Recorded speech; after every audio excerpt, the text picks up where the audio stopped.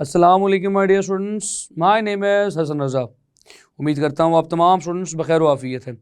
My dear students, आज के इस लेक्चर में मैं रिव्यू क्वेश्चन नंबर 10, 11 और 12 आपके सामने रखूँगा। तो चलिए स्टूडेंट्स, बगैर किसी ताख़ीर के चलते हैं अपने लाइट बोर्ड की तरफ।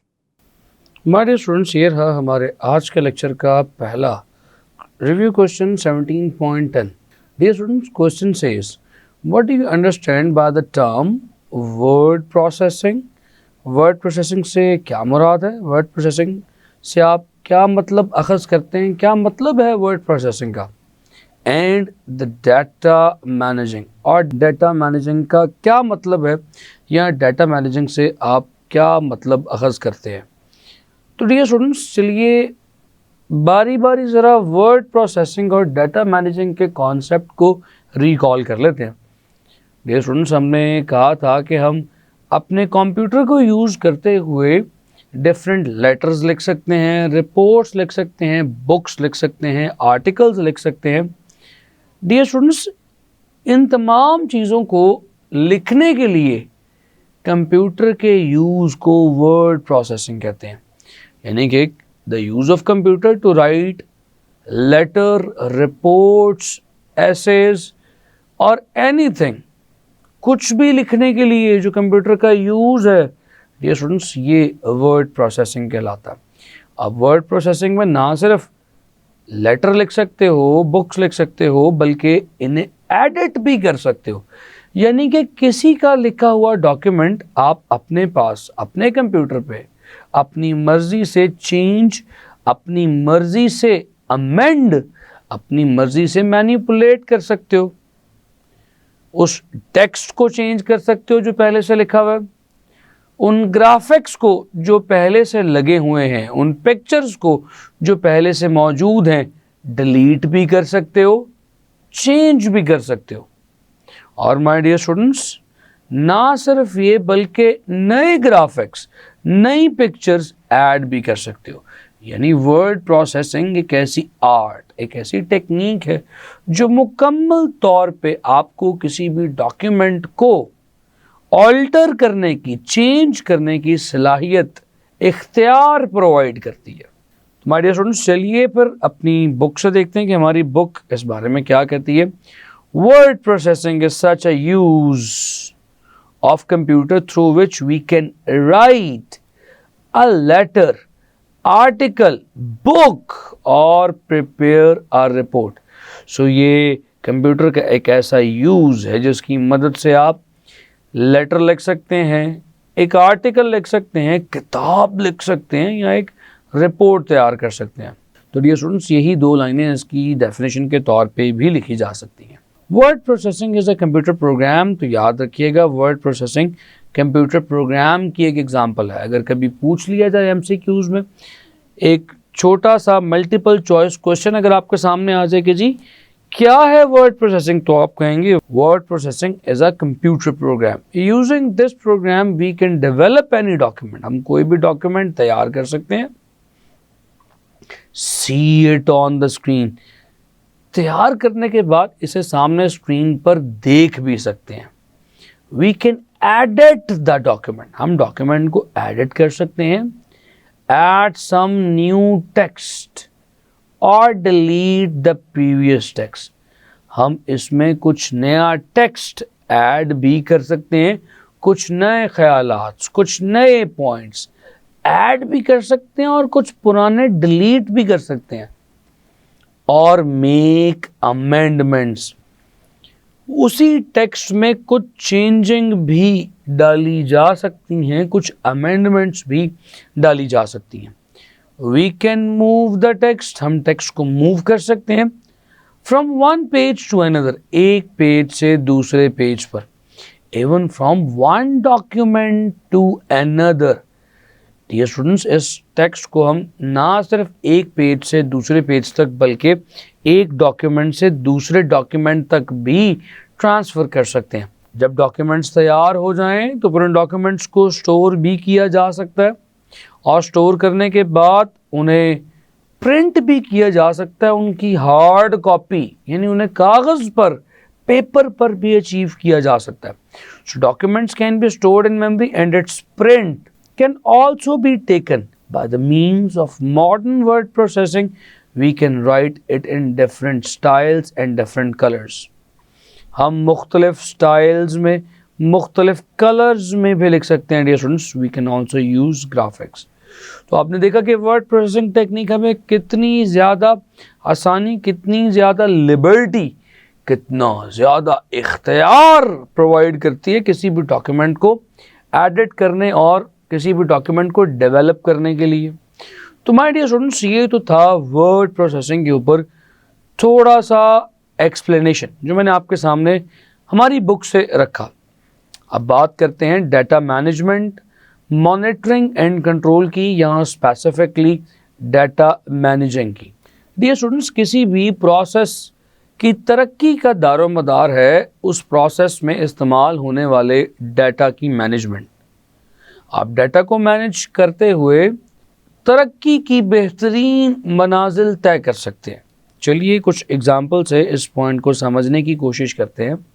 डियर स्टूडेंट्स, अगर एक होटल में डाटा को सही से मैनेज किया जाए तो तमाम की तमाम चीज़ें एक क्लिक पर सामने आ सकती हैं.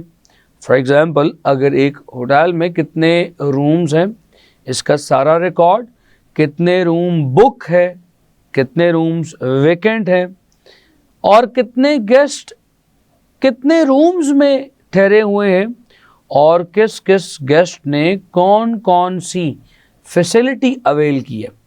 अगर ये तमाम बातें किसी कंप्यूटर में स्टोर हों, सेव हों, हर बात का रिकॉर्ड मौजूद हो, तो माय डियर स्टूडेंट्स, किसी भी इंक्वायरी पर परेशानी का सामना नहीं करना पड़ेगा. फॉर एग्ज़ाम्पल, अगर आपको पता हो कि ग्राउंड फ्लोर पर मौजूद तमाम रूम्स बुकड हैं, तो अगर आपके पास होटल पे कोई ऐसा कस्टमर आ जाए जो आपसे ग्राउंड फ्लोर पर कोई रूम डिमांड करे, तो आप उसे बता सकते हैं कि ग्राउंड फ्लोर पर तमाम रूम्स ऑलरेडी बुकड हैं, कोई रूम भी ग्राउंड फ्लोर पर अवेलेबल नहीं है, आपको फर्स्ट या सेकंड फ्लोर पर जाना पड़ेगा. आपको भागकर ग्राउंड फ्लोर के तमाम रूम्स को इंडिविजुअली चेक नहीं करना पड़ेगा. सिर्फ एक क्लिक करके आपके सामने सारा रिकॉर्ड आ जाएगा कि ग्राउंड फ्लोर पर कितने रूम्स मौजूद हैं और हर रूम में कौन कौन सा गेस्ट ठहरा हुआ है. आपके पास सारा रिकॉर्ड आ जाएगा.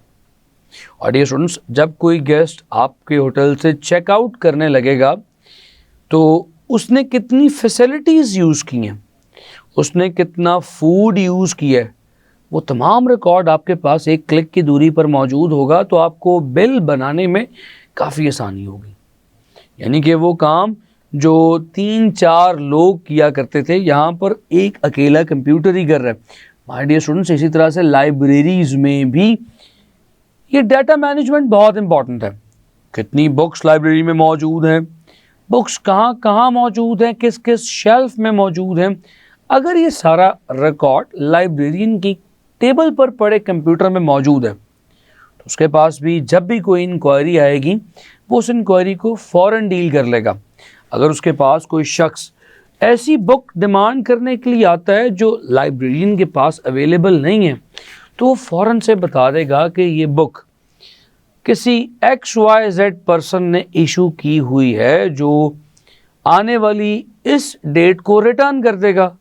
तो क्योंकि उसके पास डाटा मैनेज्ड फॉर्म में था, तो वो उस मैनेज्ड फॉर्म डाटा से सामने वाले कस्टमर को या सामने वाले पर्सन को ईजीली क्लैरिफाई कर सकेगा. इसी तरह से डियर स्टूडेंट्स, बड़े बड़े डिपार्टमेंटल स्टोर्स में भी तमाम डाटा को मैनेजमेंट किया जाता है. स्टूडेंट्स, अब डिपार्टमेंटल स्टोर की बात भी ज़रा सुन लीजिए. डिपार्टमेंटल स्टोर्स में डाटा को मैनेज इसलिए किया जाता है ताकि ये पता चल सके कि कौन सी आइटम्स ज़्यादा सेल हो रही हैं और कौन सी आइटम्स कम सेल हो रही हैं, ताकि ज़्यादा सेल होने वाली आइटम्स को ज़्यादा मिकदार में स्टॉक किया जा सके, ज़्यादा मिकदार में मंगवाया जा सके कंपनी से, और जो कम सेल हो रही है उनके लिए कोई सोल्यूशन निकाला जाए, या तो उन्हें मंगवाया कम जाए या उन्हें मंगवाना छोड़ दिया जाए. तो ये स्टूडेंट्स, ये तो मैंने आपको थ्योरेटिकल बातें जो चैप्टर में बताई थी वो यहाँ पर फिर से बताएंगे। अब बात करते हैं हमारी बुक इस सारे सिनारियो में क्या कहती। तो dear students, what is data management? To collect all the information regarding a subject for any purpose and to store it them in a computer in more than one interlinked files which may help when needed is called as data management. So किसी भी अमर में, किसी भी subject पर कोई information इकट्ठी करना, उस इंफॉर्मेशन को कंप्यूटर में एक से ज़्यादा लिंक्ड फाइल्स की सूरत में स्टोर करना ताकि ज़रूरत पड़ने पर उसे इस्तेमाल किया जा सके, डाटा मैनेजमेंट कहलाता है। तो ये तकरीबन 3 लाइंस आप इसकी डेफिनेशन में भी लिख सकते हैं डियर स्टूडेंट्स। चलिए आगे चलते हैं। The educational institutes, libraries, hospitals and industries store the concerned information by data management. My dear students, तालीमी इदारे हों, लाइब्रेरीज हों, हॉस्पिटल्स हों या इंडस्ट्रीज़ हों, वो अपनी ज़रूरत का डाटा मैनेजमेंट के तहत अपने पास स्टोर कर लेती हैं। Additions and deletions are made in the data according to the requirement. फिर इस डाटा को अपनी मर्ज़ी के मुताबिक चेंज किया जा सकता है, which help in improvement of the management of the institution. जिस तरह से मैंने आपको बताया कि इस अमल से किसी भी इदारे की तरक्की मुमकिन है, उसकी इम्प्रूवमेंट पॉसिबल है, which helps the improvement of the management of the institution. चलिए आगे चलते हैं। बिग डिपार्टमेंटल स्टोर्स की बात आ गई। In big departmental stores and supermarkets the optical scanners are used to read with the help of laser beams the barcode of the product which indicate the number at which this product is recorded in the register. My dear students, आपने हर item के पीछे barcodes यानी चंद ऐसी लगी हुई लाइनें देखी हैं। इन लाइनों का क्या मकसद है डियर स्टूडेंट्स? ये लाइनें जो किसी भी प्रोडक्ट के पीछे लगी होती हैं बारकोड कहलाता है। ये बार कोड उस प्रोडक्ट की तमाम इंफॉर्मेशन को समाये हुए है। प्रोडक्ट कब बनी थी, प्रोडक्ट की एक्सपायरी डेट क्या है, प्रोडक्ट की प्राइस क्या है, ये प्रोडक्ट उस पर्टिकुलर डिपार्टमेंटल स्टोर में किस शेल्फ पर मौजूद है, इस पर्टिकुलर प्रोडक्ट का रिकॉर्ड रजिस्टर में कहाँ मौजूद है। ऐसी तमाम इंफॉर्मेशन उस बार कोड में छुपी होती हैं। उस बार कोड को एक स्कैनर की मदद से स्कैन करके तमाम इंफॉर्मेशन को हासिल किया जा सकता है। तो ये स्टूडेंट्स, चलिए आगे पढ़ते हैं क्या लिखा हुआ है। In this way the detail about it's price is obtained. The central computer monitors the bill and the related record of the sold goods. Central computer यानी जो मेन काउंटर पर पड़ा हुआ कंप्यूटर है, सेल्स एग्जीक्यूटिव के आगे या एक मैनेजर के आगे पड़ा हुआ जो कंप्यूटर है, वो तमाम बिकने वाली चीज़ों का रिकॉर्ड रखे हुए होता है। यानी जितनी चीज़ें बिक रही हैं वो सारी की सारी उस मेन कंप्यूटर पर साथ साथ डिस्प्ले हो रही हैं। इसका क्या फ़ायदा होगा? It also helps placing the order of the goods being sold in the large quantity. इसका फ़ायदा ये होगा कि जो अशिया ज़्यादा मकदार में बिक रही हैं वो ज़्यादा मकदार में स्टोर में मंगवाई जाएंगी, और वो अशिया जो कम मकदार में बिक रही हैं उनके बारे में भी कुछ फ़ैसला लिया जा सकेगा। तो चलिए पढ़ते हैं क्या लिखा हुआ है। And to decide about the less selling goods. My dear students, this is how the data management works. उम्मीद करता हूँ आपको ये तमाम पॉइंट्स क्लियर हुए हैं। चलिए डियर स्टूडेंट्स, चलते हैं आज के अपने नेक्स्ट क्वेश्चन की जानिब। माय डियर स्टूडेंट्स, ये रहा हमारे आज के लेक्चर का नेक्स्ट क्वेश्चन, क्वेश्चन 17.11। चलिए पढ़ते हैं। What is internet? यानी इस सवाल के पहले हिस्से में हमें इंटरनेट के बारे में बताना है कि इंटरनेट क्या होता है dear students. Internet is a useful source of knowledge, ये हमें बताया जा रहा है। So internet is a useful source of knowledge and information discuss तो हमें अगले सवाल के हिस्से में ये साबित करना है, ये मुख्तलिफ दलाइल के ज़रिए से बताना है कि इंटरनेट नॉलेज और इन्फॉर्मेशन का एक बड़ा वसी ज़रिया है। तो डियर स्टूडेंट्स, बात को शुरू करते हैं इंटरनेट से। Internet, dear students, what is meant by internet? ये जो लफ्ज़ है इंटरनेट, इसका मतलब क्या है? इंटर का मतलब आपस में और नेट का मतलब एक नेटवर्क, एक जाल, यानी आपस में, किसके आपस में? कंप्यूटर्स के दरमियान बिछा हुआ जाल एक इंटरनेट कहलाता है। तो डियर स्टूडेंट्स, चलिए इंटरनेट को डिफाइन करते हैं। इंटरनेट वॉज फॉर्म्ड, इंटरनेट बना था, कब बना था? When many computer network of the world connected together.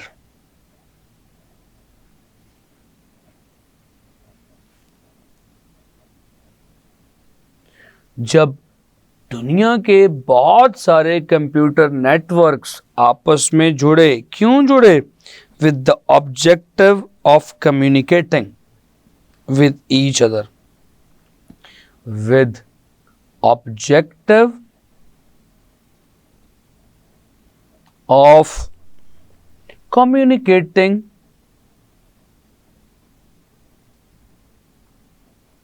with each other. My dear students, internet कब बना था?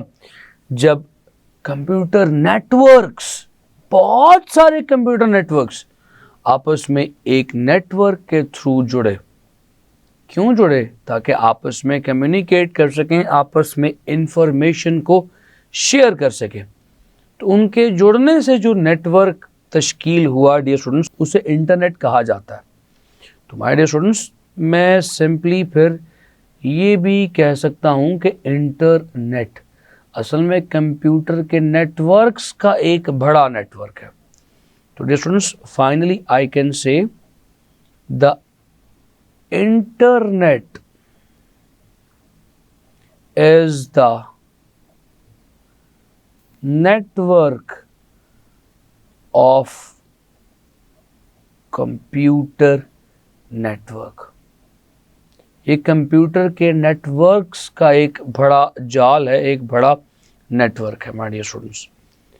तो चलिए स्टूडेंट्स, ये तो बात हो गई सवाल के पहले हिस्से की कि इंटरनेट है क्या। अब बात करते हैं कि इंटरनेट सोर्स ऑफ नॉलेज है या नहीं। तो डियर स्टूडेंट्स, चलिए सोर्स ऑफ नॉलेज की हेडिंग देते हैं और देखते हैं कि क्या इंटरनेट एक सोर्स ऑफ नॉलेज है या नहीं। स्टूडेंट्स, मैं हमेशा से एग्जांपल दिया करता हूँ कि आपके इर्द गिर्द जो सोर्सेज ऑफ नॉलेज हैं वो आपके या तो टीचर्स हैं, या कुछ बुक्स हैं, या पेरेंट्स हैं, या इर्द गिर्द मौजूद दोस्त अहबाब हैं। आप जितनी भी चीज़ें आम तौर पर सीखते हैं वो इन्हीं लोगों से और इन्हीं किताबों से और इन्हीं अशख़ास से सीखते हैं। तो फॉर एग्ज़ाम्पल, अगर आप अपने उस्ताद के पास जाते हैं, अपने टीचर के पास जाते हैं कुछ सीखने के लिए, तो आप किसी पर्टिकुलर पॉइंट, किसी पर्टिकुलर टॉपिक पर कुछ ख़ास इन्फॉर्मेशन हासिल कर सकते हैं। फॉर एग्ज़ाम्पल डियर स्टूडेंट्स, अगर आप अपने हिस्ट्री टीचर के पास जाते हैं तो आप हिस्ट्री के मुतल्लिक बेहतरीन इन्फॉर्मेशन, बेहतरीन नॉलेज अपने हिस्ट्री टीचर से हासिल कर सकते हैं। इसी तरह से फॉर एग्ज़ाम्पल, अगर आप साइंस की कोई बुक पढ़ रहे हैं, लेट्स से आप फिज़िक्स की कोई बुक पढ़ रहे हैं, उस बुक में से आपको फिज़िक्स के बारे में, फिज़िक्स के मुतल्लिक बेहतरीन इन्फॉर्मेशन मिल सकती है। माय डियर स्टूडेंट्स, क्या आपको हिस्ट्री के टीचर से फिज़िक्स की इन्फॉर्मेशन मिल सकती है? या क्या फिज़िक्स की बुक में आपको हिस्ट्री के बारे में कुछ नॉलेज मिल सकता है कि पाकिस्तान के कितने प्राइम मिनिस्टर थे, या पाकिस्तान कब आज़ाद हुआ? डियर स्टूडेंट्स, ये दोनों बातें एक दूसरे के साथ तजाद रखती हैं।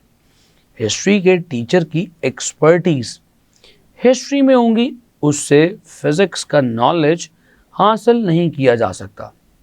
इसी तरह जो फिज़िक्स की बुक है उससे फिज़िक्स का बेहतरीन नॉलेज तो हासिल किया जा सकता है, लेकिन हिस्ट्री ऑफ पाकिस्तान पर उस बुक में कुछ इंफॉर्मेशन मौजूद नहीं होगी। यानी कि हर सोर्स ऑफ नॉलेज या हर सोर्स ऑफ इंफॉर्मेशन महदूद है सिवाय इंटरनेट के। So dear students, the internet is very versatile source of knowledge. You can find any information by just one click. So dear students, चलिए इसी पॉइंट को लिखते हैं। Very wide source of knowledge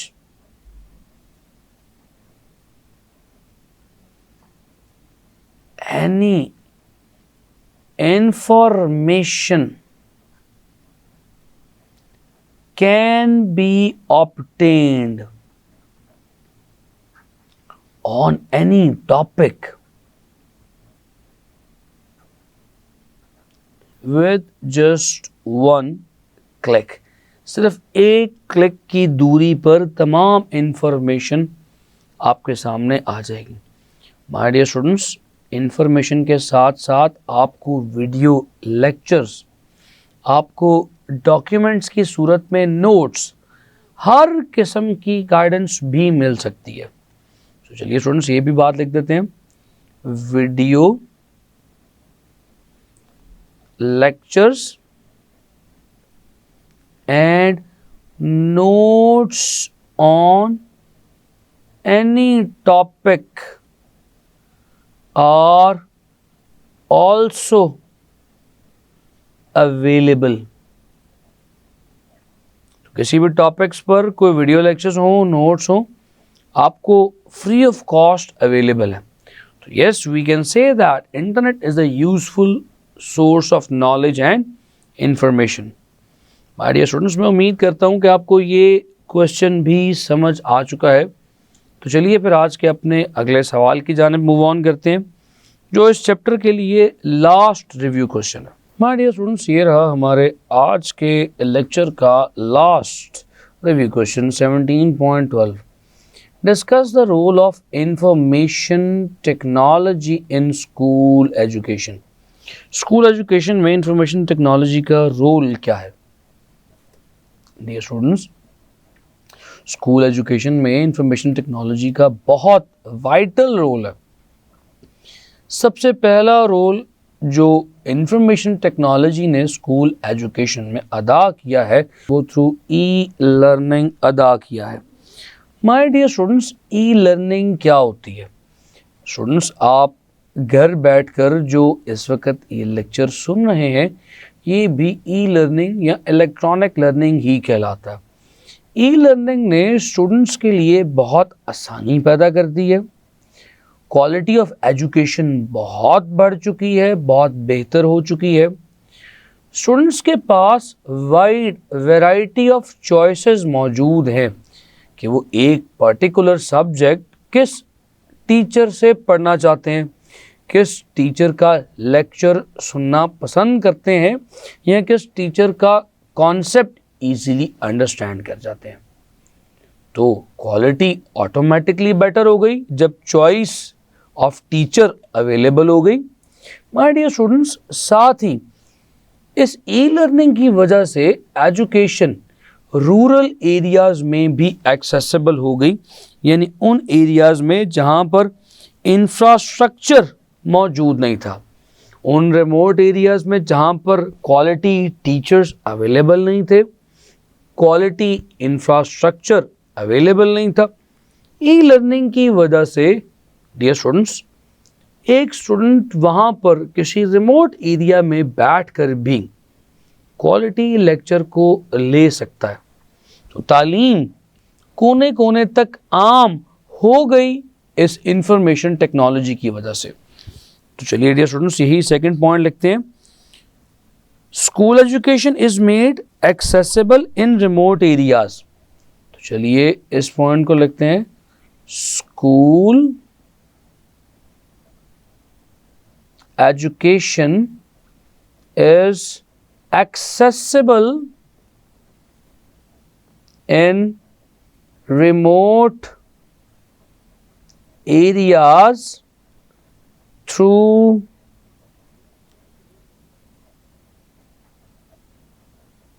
information technology.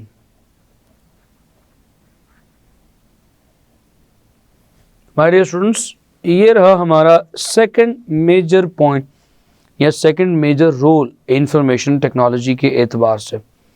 Dear students, the third point could be कि इस information technology की बदौलत teachers को ये फ़ायदा हुआ है कि वो 3 डायमेंशनल एनिमेशंस को यूज़ करते हुए आपको कॉन्सेप्ट बेहतर तौर पे सिखा सकते हैं. So a teacher can use 3D animations in order to deliver better concept. चलिए इस पॉइंट को भी लिख देते हैं. Teacher can use 3D animation, 3-dimensional animation to deliver